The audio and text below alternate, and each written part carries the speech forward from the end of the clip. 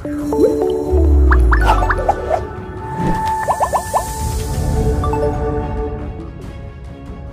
1 bulan lebih kasus pembunuhan di Subang, Jawa Barat belum juga terungkap.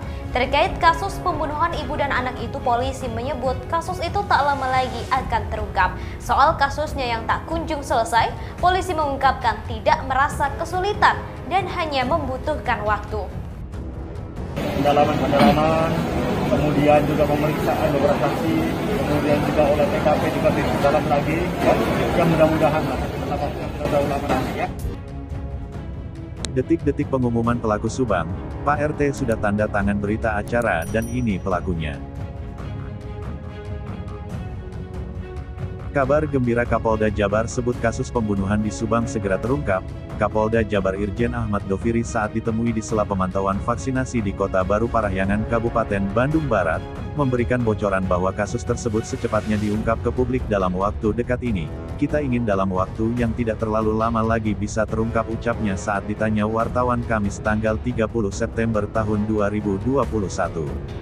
Doviri mengatakan hingga saat ini pihaknya masih terus melakukan pendalaman, dan melakukan pemeriksaan sejumlah saksi untuk mengungkap kasus pembunuhan tersebut.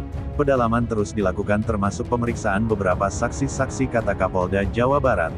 Selain itu pihaknya juga memperdalam olah tempat kejadian perkara TKP yang dilakukan di daerah Dusun Ciseti. Pihaknya ingin dengan proses pendalaman informasi yang harus dilakukan misteri pembunuhan tersebut bisa segera terungkap. Lokasi TKP terus kita perdalam lagi mencari bukti, semoga secepatnya terungkap karena tim sedang bekerja keras, tutur Kapolda Jawa Barat. Sementara itu ada hal baru dalam pemeriksaan kasus.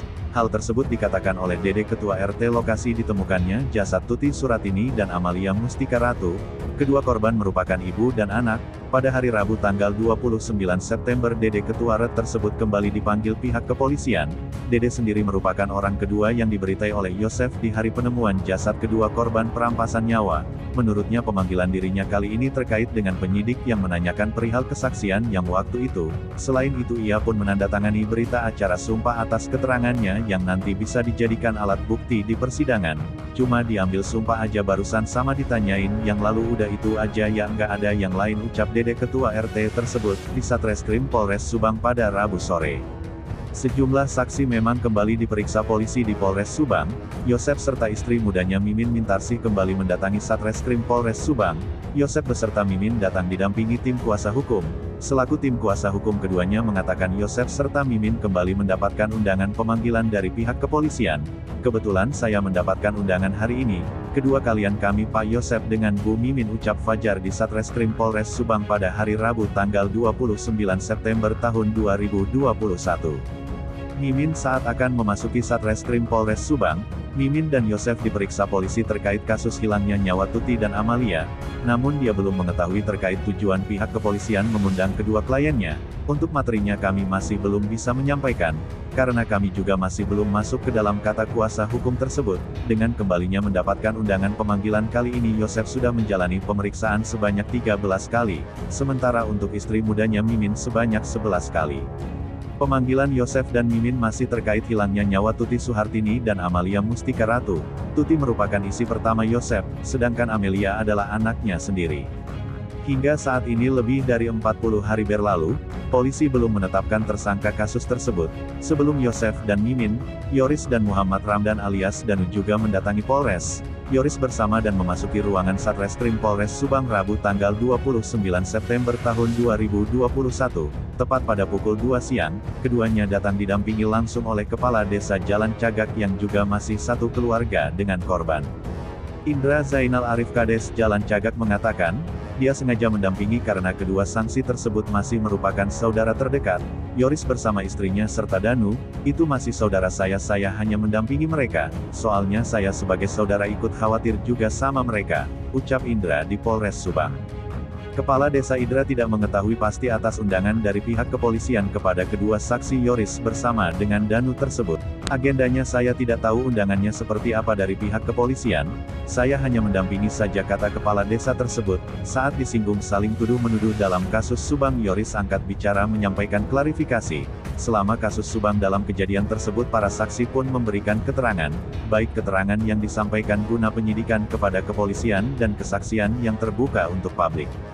Kendati begitu, dari beberapa pernyataan yang ditimbulkan yang membuat publik berspekulasi, sebut saja selama penyelidikan berlangsung acap kali konflik keluarga yang ikut mengiringi. Tak jarang keterangan dari beberapa saksi berbeda satu sama lain, seperti halnya konflik yayasan hingga hubungan sosial yang melibatkan korban dan para saksi.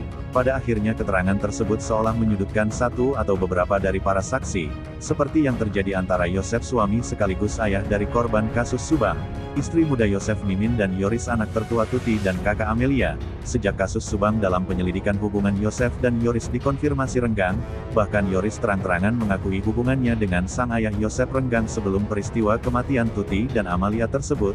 Dalam setiap keterangan tak jarang Yoris membeberkan fakta apa yang terjadi di tubuh keluarganya, termasuk konflik di dalam keluarganya, termasuk konflik keluarga yang dialami Tuti dan Amalia semasa hidup, yang kemungkinan diduga berkaitan dengan keterangan penyidikan.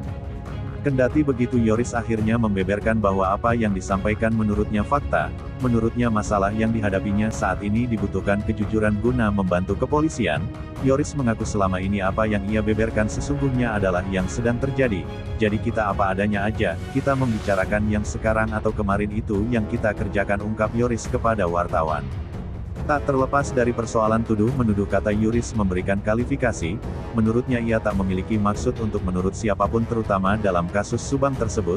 Yoris pun menjelaskan jalan kasus Subang itu dirinya berpegang pada asas praduga tak bersalah. Demikian menurutnya keterangan yang ia sampaikan adalah sesuai pada faktanya apa yang ia rasakan dan ia tahu.